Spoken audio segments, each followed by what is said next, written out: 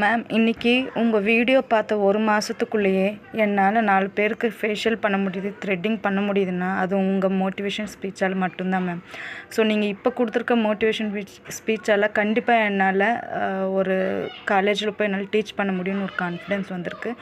So என் வாழ்க்கையில் நான் வளர்கிறதுக்கு நீங்கள் கண்டிப்பாக ஒரு முக்கிய இடத்துல இருக்கீங்க மேம். அப்புறம் நான் இன்னொரு விஷயத்தையும் சொல்லிக்கிறேன் மேம். இந்த எக்ஸ்பீரியன்ஸை நான் சொல்லணும்னு நினைக்கிறேன். ஃபஸ்ட்டு டே நான் எப்போ கிளாஸ் அட்டென்ட் பண்ணேன் அந்த நாளில் இருந்து. ஸோ எனக்கு 18 வருஷமாக பேங்கிங் செக்டரில் எக்ஸ்பீரியன்ஸ் இருக்குது மேம். ஸோ நான் இப்போ ஒரு ஹெட் ஹெச்ஆராக ஒர்க் பண்ணுறேன். பட் கரோனாவுக்கு அப்புறம் என்னாச்சுன்னா, இந்த வருஷம் வேலை இருக்குமோ, அடுத்த வருஷம் வேலை இருக்குமோ, அந்த மாதிரி ஒரு சூழ்நிலையில் தான் நான் வேலை செஞ்சுட்டு இருந்தேன். இருந்தாலும் என் குழந்தைங்களோட அவங்க படிப்பு மேலே வந்துட்டாங்க, மேல் படிப்புக்கு வந்திருக்காங்க.